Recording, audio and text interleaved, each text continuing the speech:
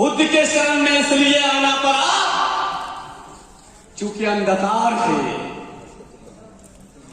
देश में अंधकार है और कोई उम्मीद की किरण दिखाई नहीं पड़ रही।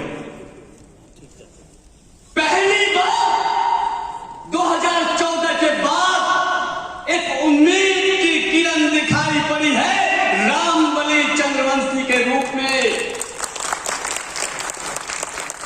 तो ये मंडल की धरती का बेटा दौरा हुआ है, दौरा हुआ है कि बुढ़ाहट कहां से हो रही है? बुद्ध की धरती से। वो बुद्ध की धरती जिसने पूरी दुनिया को शांति का पाठ दिया और आज देश में नफरत की इतनी बड़ी बाजार गर्म है कि हर कोई करा रहा है। आज लगता है कि फिर से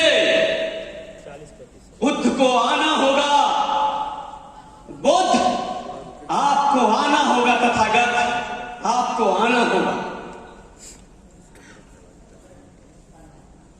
क्या कर दिया नफरतों के बाजार ने?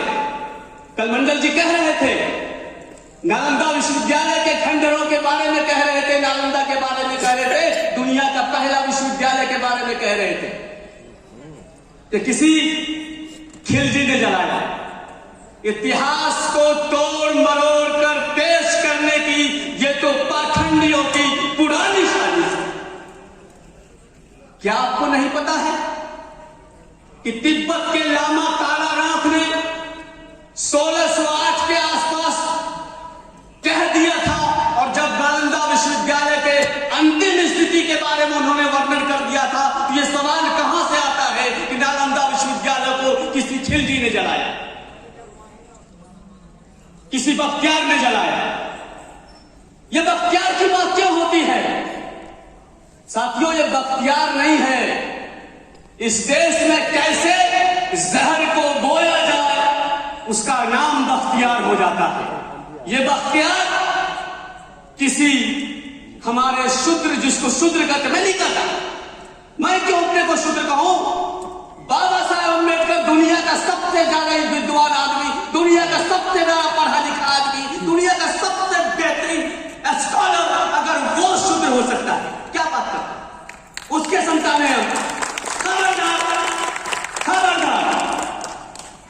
क्या कहते हैं? हमारी पीढ़ी कर्पोरी का संतान अब इस बात को बर्दाश्त नहीं करेगा, नहीं करेगा। जिसको जो मन माया कह के निकल गए और हाथ में कटोरा थमा दिए। क्या जातियों की सूची है भाई? 112 जाति। जिसके यहां इतना बड़ा नायक हो, उसका संतान भीख मांग रहा है। जो बुद्ध की धरती पर है, जिससे पूरी दुनिया विकसित हो गई। जापान, जितना कंट्री दुनिया का सबसे जो पावरफुल कंट्री है, वो बुद्ध का है, बुद्ध का है। और यह बुद्ध, राजगीर का बुद्ध, नालंदा का बुद्ध, गया का बुद्ध, वैशाली का बुद्ध, बिहार का बुद्ध, बिहार का बुद्ध। अफसोस, अफसोस, उसका संतान भीख मांग रहा। अफसोस। माफ कीजिए, माफ कीजिए बाबा साहब अम्बेडकर, माफ कीजिए, माफ कीजिए। लेकिन एक उम्मीद है, एक उम्मीद है।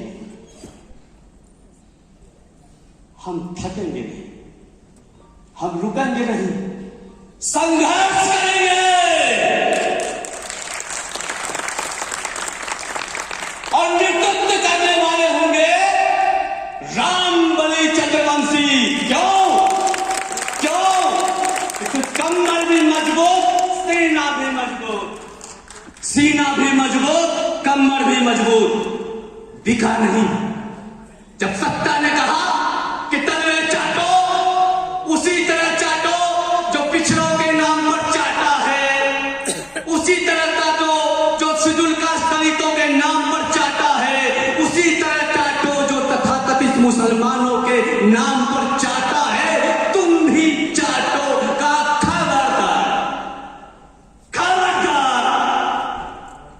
नहीं चाहते। हम कर्पूरी के संतान हैं, हम तुम्हारी ये सत्ता को अपनी जूती से मरोड़ के रौंद देंगे और बिहार